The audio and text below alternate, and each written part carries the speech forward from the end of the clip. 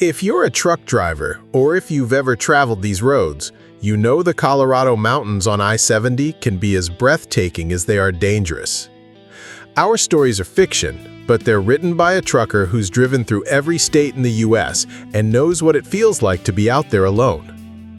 Today's story will take you deep into the Rockies, where a trucker's run through the mountain pass turns into a fight for survival after a sudden accident, with no phone signal, no passing cars, and a storm closing in fast.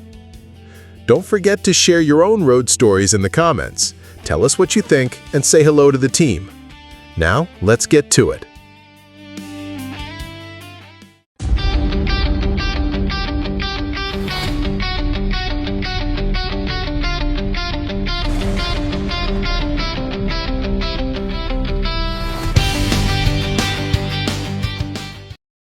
Chapter 1. The Ascent into the Rockies. Spring in Colorado has its own kind of unpredictability. The morning began with a sky painted in soft gold and streaks of pale pink, the sun rising over the endless openness east of Denver. The air was cool but not cold, fresh in a way that seemed to carry the scent of damp earth and blooming wildflowers. Daniel Cole had been on the road for 2 days straight, running a delivery from Jacksonville to Grand Junction. His wife, Maria, was back home in Orlando, keeping the little apartment they shared in a quiet neighborhood not far from Lake Eola. They had no kids, and Daniel liked it that way for now. It gave them the freedom to live simply, with his time on the road and her steady job at a small boutique. Still, every mile west meant more hours away from her, and though he loved trucking, there was always that tug of homesickness that came during the long, lonely stretches. Leaving Denver behind, the road began to change. The flat lands rolled into soft hills, the kind that looked harmless but hinted at the climb ahead. In the distance, the Rockies rose in sharp relief against the morning light, their peaks still capped with winter's leftover snow despite the warm season. The contrast was stunning. Green valleys, patches of wild lupin and Indian paintbrush swaying in the breeze, and beyond them, the jagged spine of mountains that seemed to scrape the sky. Daniel's semi hummed steadily beneath him, the low vibration traveling up through the steering wheel. His trailer was loaded with pallets of building supplies, heavy but stable, bound for a contractor who was working on a new development outside Grand Junction. The company had routed him along I-70, the only real pass-through for rigs like his. He had been on this stretch before, but every time it felt like stepping into another world. Past the town of Idaho Springs, the incline grew more noticeable. The engine worked harder, gears shifting down as the highway began to curve and tilt upward. To the right, Clear Creek shimmered in the sunlight, racing along its bed in a constant rush of whitewater. Rafts and kayaks dotted the rapids, flashes of red, yellow, and blue as thrill seekers paddled through the churning spray. Daniel glanced at them briefly, then back to the road. One distraction out here could be costly. The air changed too. It grew crisper, carrying the scent of pine resin and the faint tang of rock dust from ongoing roadwork. The slopes on either side were dotted with aspen groves, their new spring leaves trembling in the wind, catching the sunlight like coins. Above them, sheer cliffs of granite rose hundreds of feet, weathered by centuries of wind and rain. He passed the turnoff to Georgetown, a charming little town nestled in a valley with its old brick buildings and narrow streets. Daniel made a mental note. Maybe one day, when he wasn't on the clock, he and Maria could take a trip out here. She loved small, historic towns, the kind where you could walk everywhere and feel the history in the air. The climb became steeper after that. Trucks slowed to a crawl in the right lane, hazard lights flashing. The roar of engines under stream was constant. Daniel checked his mirrors. His trailer was tracking perfectly. No sway, no trouble.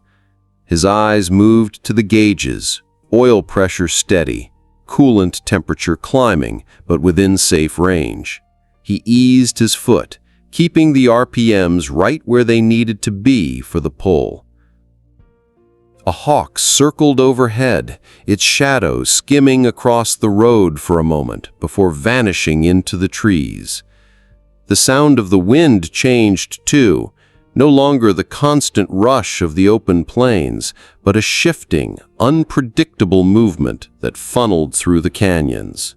The road curved sharply along a cliffside, the drop on the right giving way to a view that stretched for miles. Layered ridges of blue and green, valleys with ribbons of silver streams, and mountains beyond mountains. Daniel felt that mix of awe and respect that every driver knew in these moments. The Rockies were beautiful, but they didn't forgive mistakes. By the time he reached the approach towards Silver Plume, the sky had shifted. Puffy white clouds had gathered over the peaks, their shadows drifting lazily across the landscape. The air temperature dropped slightly, not from winter's chill, but from altitude. He could feel it in his breathing, thinner, drier. The ascent into the Rockies wasn't a sprint. It was a slow, steady fight against gravity. Patience as much as skill. Daniel gripped the wheel a little tighter as the road ahead wound upward into the high country, knowing that the real challenges were yet to come. Chapter 2. Through the High Country. The grade into the high country tightened its grip on Daniel's semi. The long, steady pull from Georgetown toward the Eisenhower Tunnel was one of those stretches where even seasoned drivers kept a sharp focus. Daniel stayed in the far right lane, hazard lights blinking, letting the faster vehicles pass on the left. He knew the importance of pacing out here. Burning too much speed or overworking the engine could turn into a real problem before you even realized it. To his left, towering rock faces jutted upward, stained with streaks of mineral runoff, deep rust reds, chalky whites, and dark black veins that cut through the stone like scars. On the right, the guardrail was all that separated the road from steep drops into valleys lined with pines and aspens. In some places, the guardrail was bent from past impacts, a silent reminder that not every trip through here ended cleanly. The traffic was a mix. SUVs hauling mountain bikes, compact cars packed with camping gear, and other rigs like his, each moving with careful determination. The smell of heated brakes drifted in from somewhere up ahead, sharp and acrid. Daniel frowned. That meant someone had been riding their brakes too hard on a downgrade earlier. The odor lingered in the thinner air, carried on gusts of wind that slipped through the canyon walls. As he approached the base of the steepest grade, the mountains seemed to close in. The sunlight narrowed into strips, filtering through the shifting clouds above. Clear Creek was still running alongside, but here its voice was louder, crashing over rocks, foaming white, echoing in the natural amphitheater of stone. Signs began to appear more frequently. Truckers, stay in low gear.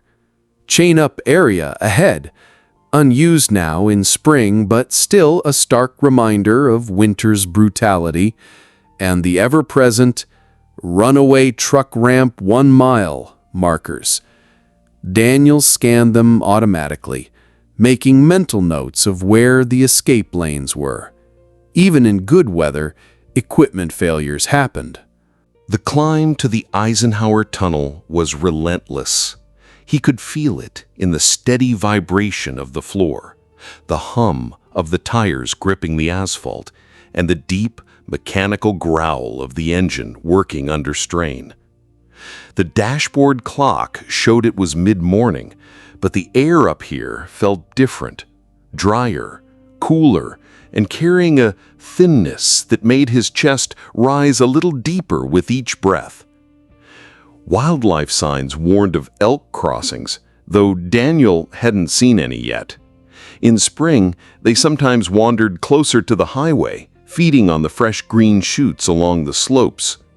Hitting one at highway speed would be catastrophic for any vehicle, and for a rig like his, it could mean losing control entirely. Ahead, the mouth of the Eisenhower Tunnel appeared. Two yawning black entrances punched into the heart of the mountain, each framed by concrete and steel. The sky above was shifting fast, white clouds merging into a darker mass building over the peaks. Out here, spring could turn on you in minutes. Sunshine one moment, cold rain or hail the next.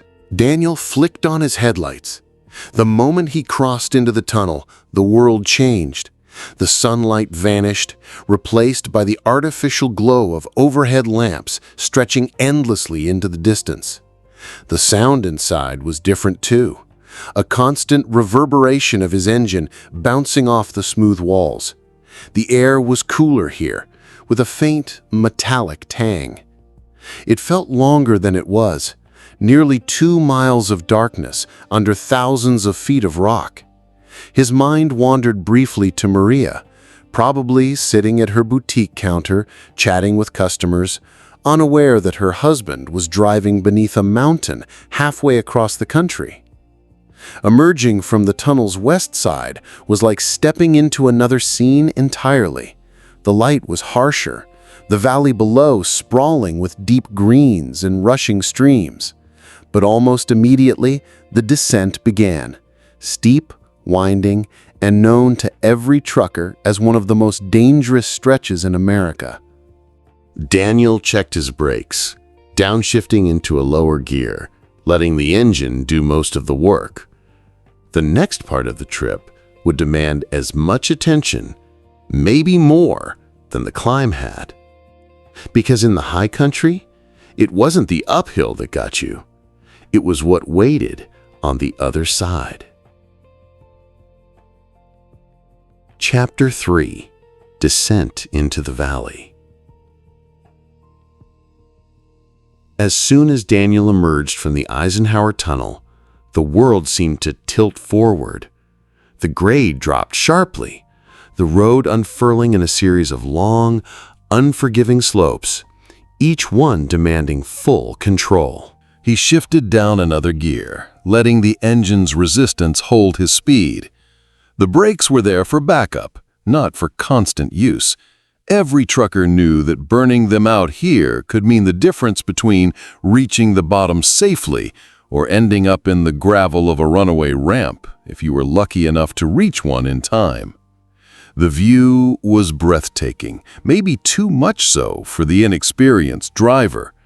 Snow still clung to the upper ridges, but lower down the valleys had burst into spring. Meadows spread wide, dotted with yellow balsam root flowers and patches of purple lupine.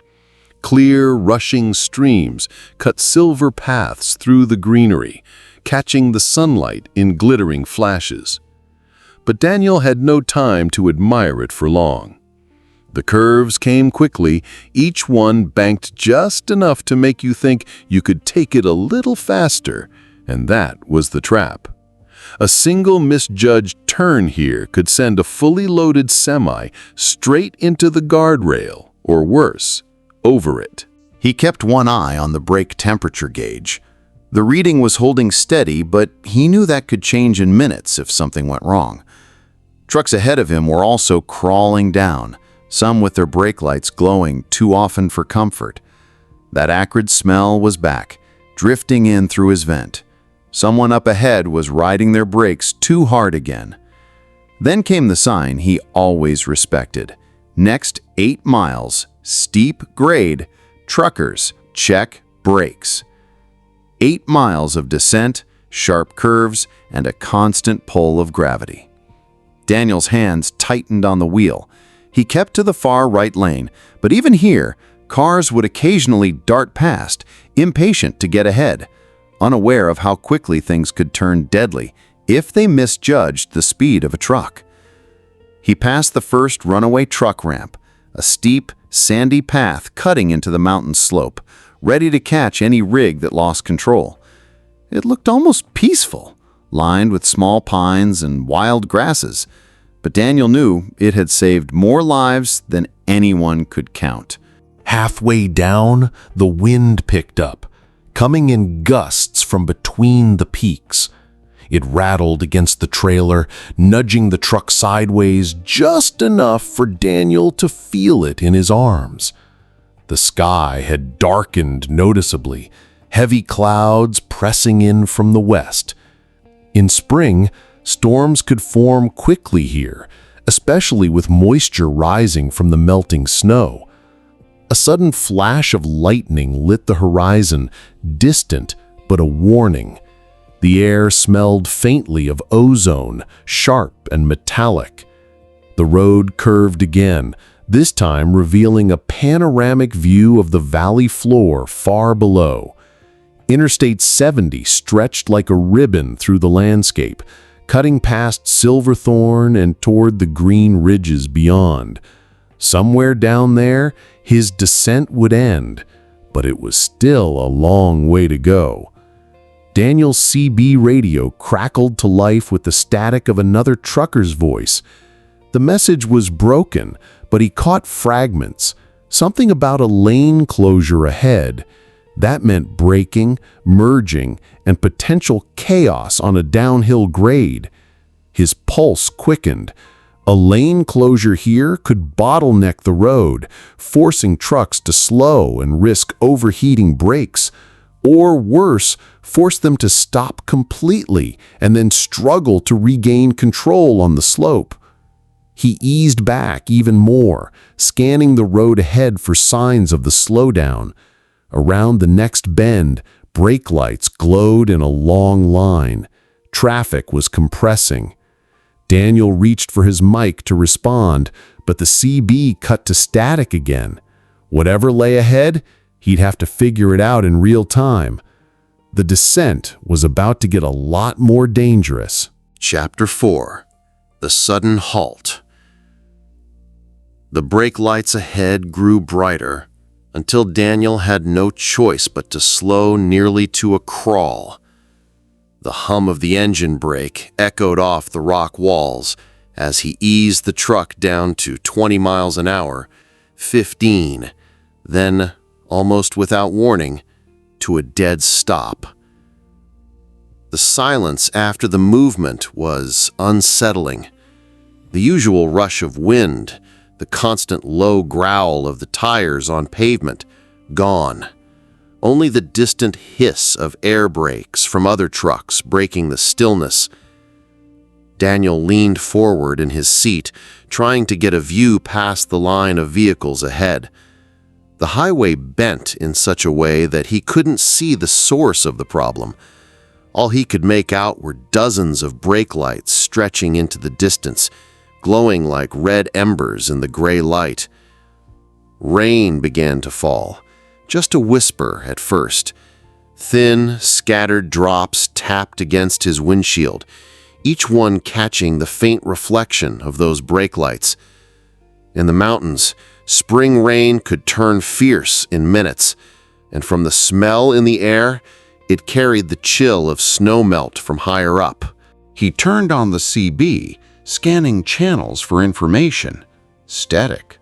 He tried again. Still nothing. The radio was alive with faint noise, but no clear voices. Likely the terrain cutting off his reception. In the mirror, he could see the truck behind him, a blue cab with a driver wearing a baseball cap, gesturing toward the front as if asking, "What's going on?" Daniel just shrugged. Out here, even the most experienced drivers could be left guessing. 5 minutes passed, then 10. Still no movement. The rain intensified, splashing in small rivers down the windshield, streaking across the hood. The wipers swiped rhythmically, keeping time with his growing unease. Suddenly, a sound rose above the rainfall. The sharp whine of tires losing traction, followed by the metallic crunch of an impact. Daniel's head snapped to the side mirror just in time to see a car, several vehicles back, swerve into the shoulder, hitting the guardrail. No one was moving fast enough for a fatal crash, but the sound made every driver tense up. And then came the low rumble, distant, deep, and unnatural. It wasn't thunder. It was something heavier. Daniel rolled down his window halfway, straining to hear. From somewhere above the tree line, a cascade of breaking branches and shifting rock echoed through the valley. The sound grew louder, closer, until the vibration reached his seat. His instincts told him what it was before his eyes confirmed it. A rock slide. The rain, the melting snow, the steep slopes, it had all combined into the perfect trigger. Somewhere up ahead, tons of rock and earth had broken free, pouring down toward the highway.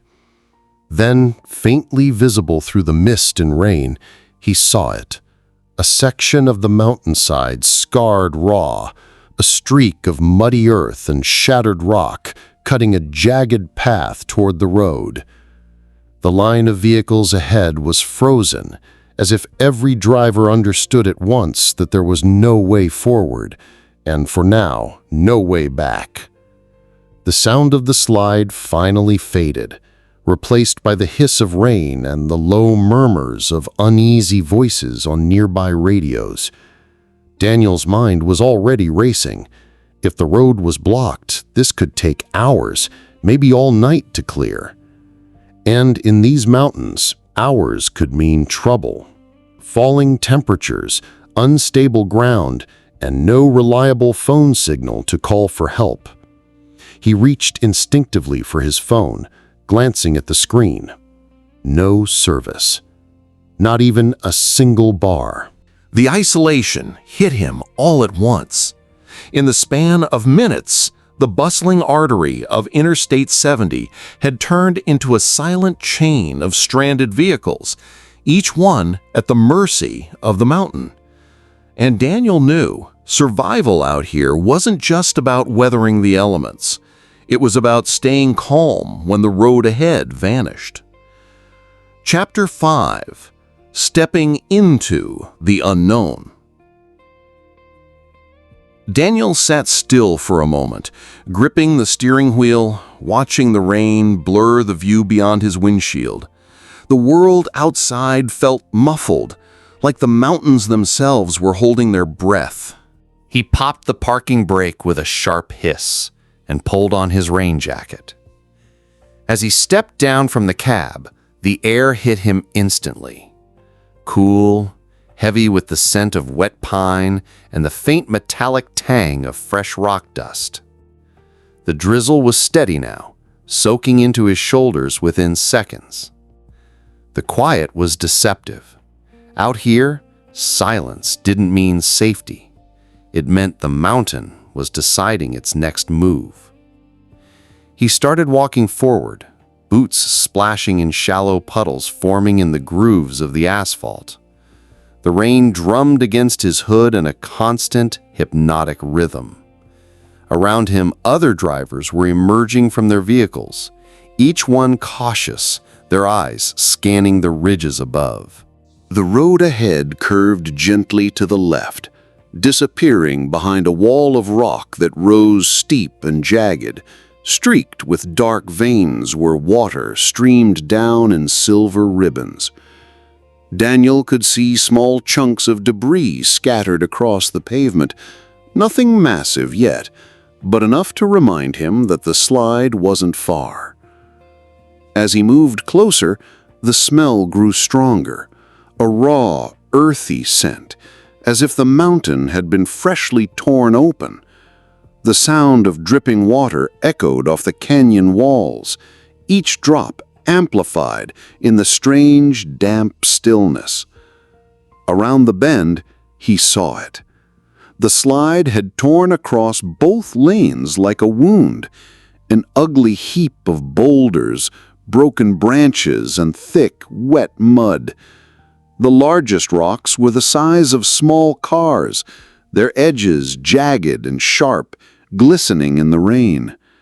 Smaller stones continued to trickle down from above, tapping against the larger ones with unsettling regularity. A lone SUV sat at an angle just before the debris field, its hazard lights flashing weakly. The driver stood outside, talking to another trucker. Both men gestured toward the slope, their voices tense but low, as if speaking too loudly might provoke another collapse. Daniel approached cautiously. "Anyone hurt?" he asked. The trucker shook his head. "No, but that road's not going anywhere tonight." The SUV driver added, "It's bad, real bad, and with no service out here, we can't even call for an update." Daniel scanned the slope. Above the main slide, the tree line looked fractured. Several pines leaned at unnatural angles, their roots half exposed. Water streamed down through the gaps, cutting channels into the unstable soil. A sudden, hollow crack split the air. All three men froze.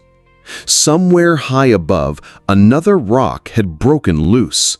They couldn't see it, but they heard it. The brief pause as it fell through open air, followed by the sharp clang of stone hitting stone. The sound echoed for several seconds before fading. Daniel's stomach tightened. This wasn't over. The mountain was still shifting. He glanced back at the long line of vehicles now stretching into the mist, their colors muted by rain. Dozens of drivers, miles from the nearest town, waiting for help that might not arrive until morning. And in that moment, Daniel knew he couldn't just sit in his cab and wait. If the slide grew, if the weather worsened, staying put could become dangerous fast. He would need to think ahead. Shelter, supplies, a way to stay warm if temperatures dropped overnight. The Rockies were beautiful in spring, but beauty didn't mean mercy. Chapter 6. The Search for a Way Out. Daniel climbed back into the cab of his semi, the rain dripping off his jacket and pooling at his feet. The inside of the truck felt almost claustrophobic now, a safe shell, but also a trap. He sat for a moment staring through the windshield at the blurred line of vehicles stretching behind him, red tail lights glowing faintly in the mist. The rhythmic tick, tick, tick of rain against the glass was almost hypnotic, but his mind was racing. Out here, in the middle of the mountains, isolation could turn dangerous faster than most people imagined. No cell signal, no idea how long the road would be blocked, and no guarantee the slide wouldn't worsen. He reached into the storage compartment above his head and pulled out a weathered black backpack. Inside, a half-empty bottle of water, a flashlight, a folded poncho, and a first aid kit. He checked each item carefully, his hands moving with a deliberate calm, the kind of calm that came from years of driving through unpredictable terrain. But this wasn't just about waiting anymore. It was about doing something. He glanced at the passenger seat, where a paper atlas lay open from a trip earlier in the week. His finger traced along the thin lines marking the old service roads that wound through the Rockies. Most of them were nothing more than narrow dirt trails carved decades ago for logging trucks, but some connected to small towns, emergency ranger stations, or even highway maintenance depots. He knew what he had to do.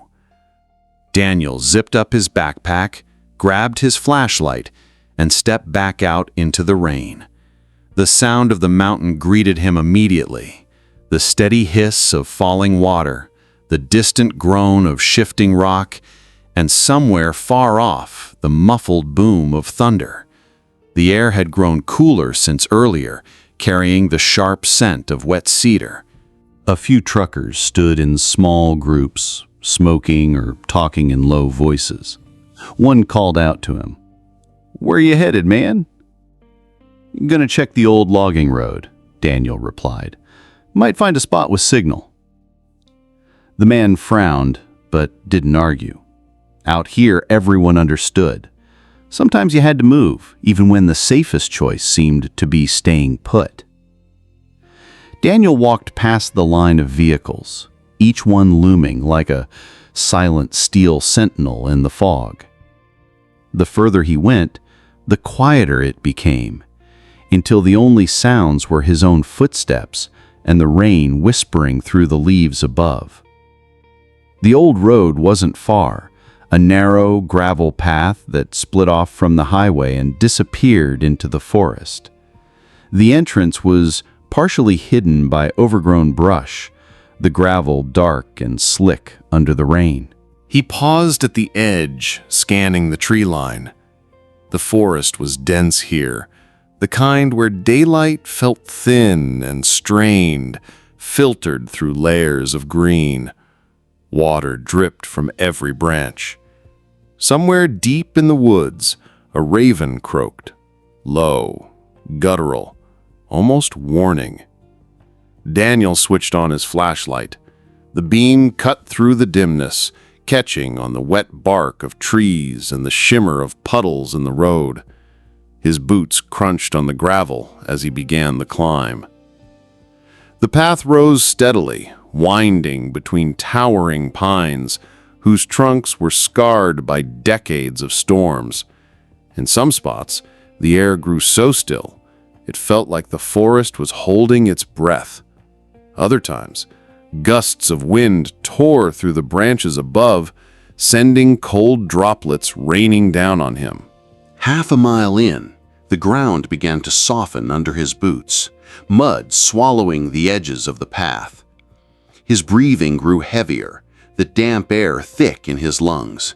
He stopped for a moment, leaning on his knees, listening. At first, there was only the sound of rain. Then, faintly, he heard something else. A rhythmic, metallic sound. Slow, distant, like the steady clink, clink, clink of metal against stone. It was coming from further up the road. Daniel straightened, every nerve alert. It could be another driver. It could be a ranger. Or it could be something else entirely. Out here, in the remote folds of the Rockies, not everything you encountered was friendly. Tightening the straps of his backpack, he pressed forward, deeper into the shadows of the mountain. Chapter 7. The Mysterious Stranger. The metallic sound grew louder with every step Daniel took. Clink, clink, clink, echoing strangely in the damp air. The rain had slowed now, becoming a fine mist that drifted between the trees like smoke. His flashlight beam wavered across the narrow trail, picking out shapes in the darkness that sometimes looked human and sometimes didn't. He moved cautiously, placing each foot with care, the soft squelch of mud under his boots swallowed by the forest's thick silence. Rounding a bend in the path, he finally saw it. A man, standing beside a massive boulder, striking it with a small pickaxe. The figure was tall, broad-shouldered, dressed in a dark waterproof coat that hung heavy with moisture. His hood was pulled low, shadowing his face. The pickaxe rose and fell in a slow, deliberate rhythm, sending chips of stone scattering onto the ground. Daniel hesitated, keeping his distance. "Hey," he called, his voice carrying oddly in the mist. The man didn't answer, didn't even look up, just kept working. Daniel approached slowly, the hair on the back of his neck prickling. The closer he got, the more he noticed the man's hands were pale, almost ghostly white, and his gloves looked worn and frayed, like they'd been through years of hard labor. Finally, the stranger stopped mid-swing and turned his head just enough for Daniel to catch a glimpse of his profile. A rugged face marked by deep lines, eyes sharp and watchful. "You shouldn't be here," the man said in a voice that was calm but carried a strange weight. Daniel tightened his grip on the flashlight. "Highway's blocked, no signal. I was hoping this road might lead to somewhere I can call for help." The man set the pickaxe down against the rock and took a slow step toward him. "There's a storm coming, and the slide was just the start. You head up this road much further, you won't be walking back." Daniel frowned. "You live out here?" The stranger didn't answer immediately. Instead, he glanced past Daniel, scanning the forest behind him, as though expecting something or someone to emerge. When his gaze returned, it locked on to Daniel's with unsettling intensity. "You've got about 20 minutes before the mountain closes in. If you're smart, you'll turn around right now." Before Daniel could respond, the man picked up his pickaxe again and turned his back, striking the boulder with the same slow, deliberate rhythm as before. Clink, clink, clink. Daniel stood there for a long moment, trying to decide whether to listen or push deeper into the unknown. Every instinct told him something about this man was off, but his gut also told him there was more here, something the stranger wasn't saying. The mist thickened, curling around them like a living thing. Somewhere in the distance, a low rumble rolled through the mountains. Not thunder this time, but the deep, grinding shift of rock. Daniel had to make a choice. Chapter 8. Into the Mountain's Grip. Daniel stood frozen for several moments, the stranger's warning echoing in his head. 20 minutes before the mountain closes in. What did that even mean? A slide? More flooding? Or something worse that only locals knew about? His breath came slow and steady in the damp air, and the sound of the pickaxe striking stone faded behind him as he turned toward the upward road. Every step felt heavier now, not from the climb, but from the weight of uncertainty pressing against his chest. The narrow path wound deeper into the mountains, flanked by jagged rock faces on one side and a sheer drop into a dark, mist-filled valley on the other.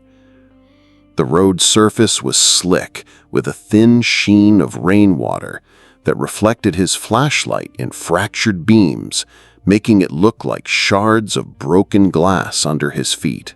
The forest here was denser, the pines taller and darker, their tops lost in the low clouds. Their trunks stood like silent sentinels, and every so often a gust of wind would shake their branches, sending a cold drizzle down on him. About 10 minutes in, he noticed the temperature had dropped sharply. His breath fogged the air in front of him, and somewhere far off he heard a hollow crack, the sound of rock shifting or splitting. He paused, scanning the shadows, but saw nothing but swirling mist. Further up, the trail narrowed to the point where only one vehicle could pass at a time, though there was no sign of any recent traffic. Mudslides had left streaks of brown and gray across the asphalt, and here and there, large stones littered the way. Daniel's boots slipped slightly on a patch of moss, and as he caught himself, his flashlight beam swept across something unusual. A rusted road sign, bent and half buried under fallen branches. He brushed away the debris and could just make out the faded words, "No passage beyond mile 12, danger of collapse." His pulse quickened. He had no idea how far he was from mile 12, but the warning was clear. Still, something inside him refused to turn back. Maybe it was stubbornness. Maybe it was the idea that if the stranger was trying to keep him away, there had to be a reason worth discovering. As he pushed onward, the terrain changed again. The road began to twist sharply, hugging the mountain in tight curves with no guardrails, only open space falling away into the fog. A single misstep here would be fatal. The air grew thick with the smell of wet stone and pine resin, and the sound of water, not rain, but something heavier, reached his ears. Rounding another bend, he saw it. A stream of water pouring down across the road from higher up the slope, carrying with it loose gravel and small rocks. He stepped carefully through it, but his mind couldn't stop replaying the stranger's words. He wasn't sure if he was heading toward help or toward a place he might never leave. From somewhere far above, a deep rumble began again. Low, resonant, and growing louder, like the mountain itself was waking up. Daniel's chest tightened. The sound wasn't just behind him now. It was ahead as well. The road was closing in. Chapter 9. The collapse begins. The rumble deepened until Daniel could feel it vibrating in the soles of his boots. It was no longer a distant noise. It was alive, immediate, and closing in from both directions. The air itself seemed to pulse with it, rattling loose stones along the road's edge. He stopped and instinctively glanced up the mountainside. Far above, where the slope met the clouds, he saw movement, dark shapes sliding down. At first, it looked like shadows, but then came the sound, the sharp crack of splitting rock, followed by a rolling, thunderous roar. A landslide. Daniel's pulse exploded in his ears.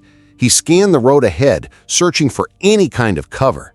The mountainside on his right rose in a sheer wall, while the left was nothing but open air and the fog-choked valley far below. There was no safe direction. The first wave of debris hit. Fist-sized rocks bounced across the asphalt, clattering and skipping into the void. Dust burst into the air, mixing with the mist to create a choking haze. Daniel pulled his shirt up over his mouth and kept moving, fast but careful. One wrong step, and he'd go over the edge. The sound became deafening. It wasn't just one slide, it was multiple.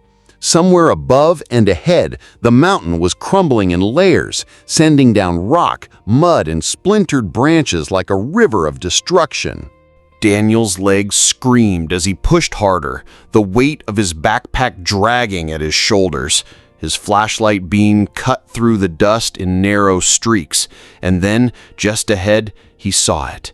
A narrow cut in the rock, barely visible, like an old maintenance path carved into the slope.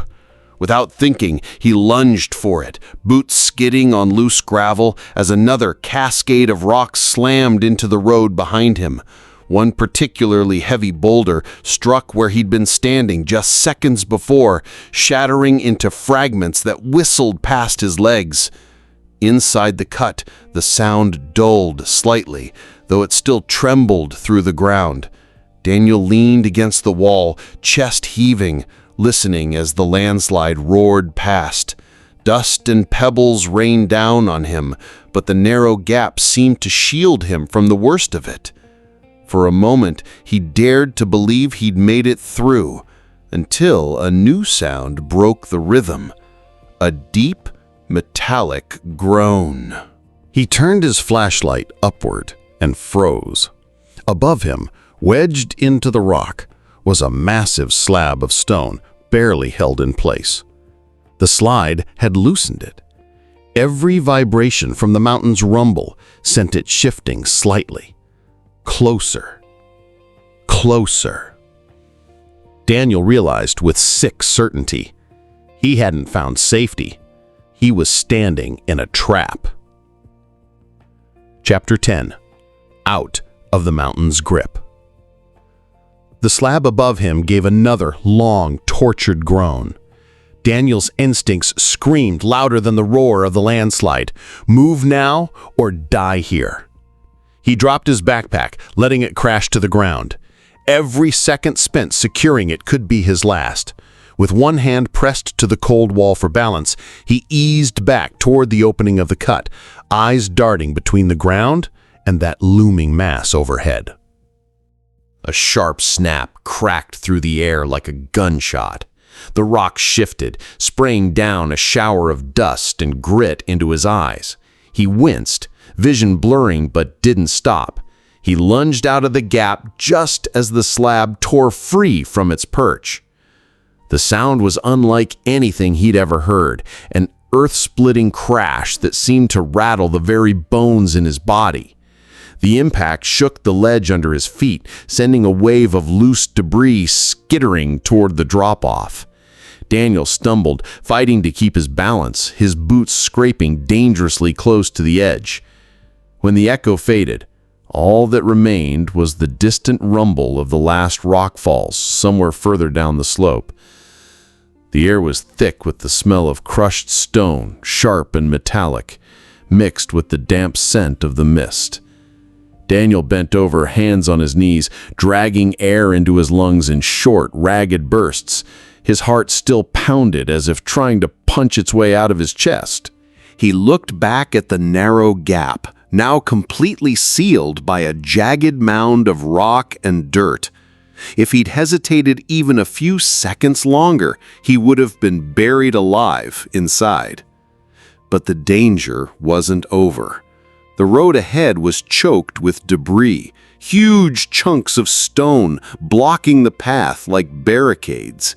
The only way forward was to climb over or find a way around. Daniel chose forward. Every step was a battle, hands scraping against sharp rock, legs burning with the strain of hauling himself over obstacle after obstacle. At one point, a section of asphalt had crumbled away entirely, leaving only a narrow spine of stone bridging the gap over a drop so deep the fog swallowed its end. When he finally cleared the last of the slide, the silence hit him. It wasn't the peaceful kind of silence. It was the hollow, echoing quiet that follows violence, when the world seems to be holding its breath. A few hundred yards ahead, the road curved, and through the thinning mist, he caught sight of a small service pull-off. Just a faded sign, a battered guardrail, and, incredibly, a parked utility truck. Hope surged through him so fast it made his knees weak. He stumbled toward it, waving his arms, not even caring if his voice cracked as he shouted for help. From the truck's cab, a man in a reflective vest stepped out, his expression frozen somewhere between surprise and disbelief. Daniel barely heard the words the man called out to him, something about "thought this road was closed," before his vision tunneled and the adrenaline drain hit him like a hammer. The last thing he felt was a rough, steady grip catching him under the arms, keeping him from hitting the ground. Daniel would wake hours later, safe in a small maintenance outpost. The storm of rock had passed. The road would be closed for days, but he had survived the mountain's fury. And as the sun broke over the jagged Colorado peaks the next morning, painting them in gold and shadow, Daniel understood something he hadn't before. In the Rockies, survival isn't just about skill. It's about respecting the mountain, because it always decides who stays and who goes. If you made it this far, thanks for riding with us through another Mile Marker 31 story. Don't forget to hit that subscribe button so you don't miss the next trip down America's most dangerous roads. And in the comments, let us know. Have you ever been stuck in the mountains during a storm? We'll see you in the next one.